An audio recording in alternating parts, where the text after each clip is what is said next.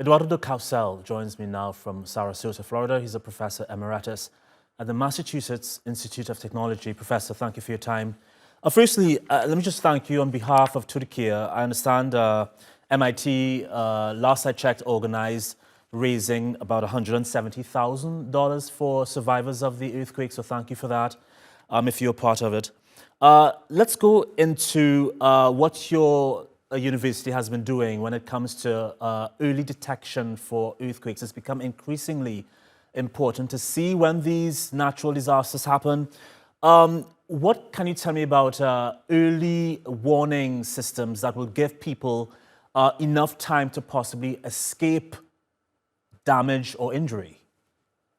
Well, early detection means that you're already sensing vibrations that are in the ground from some distance of the buildings or the people you would wish to protect.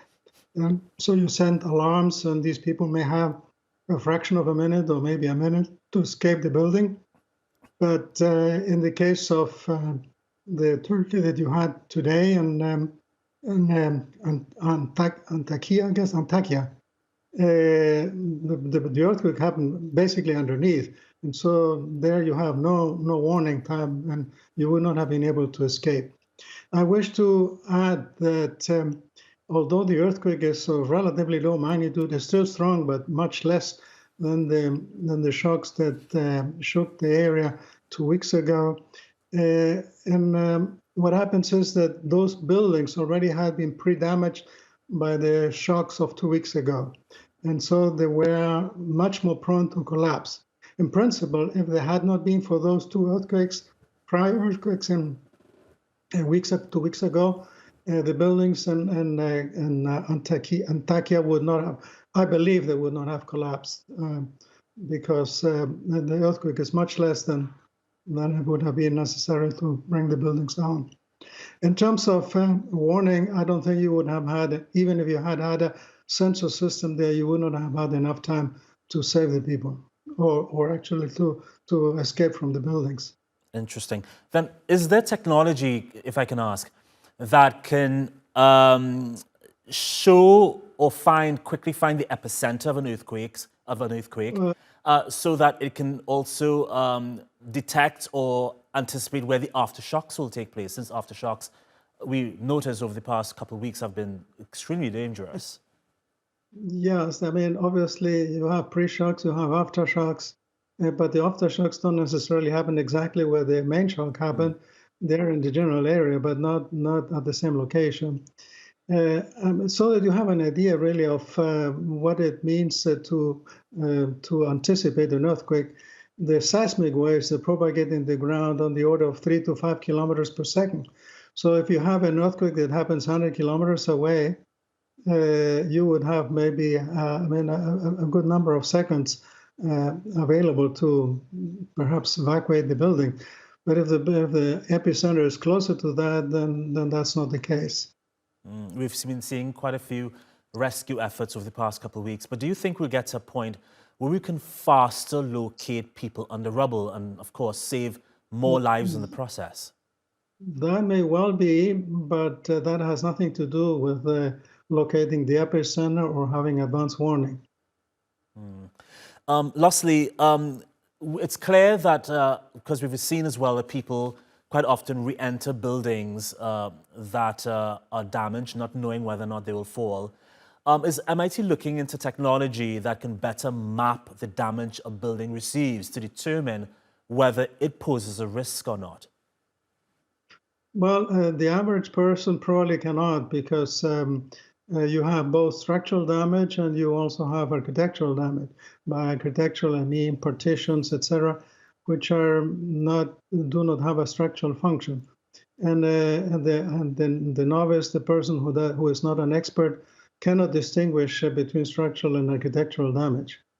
But in most cases, in fact, the structure is even hidden away behind walls and finishing of the building.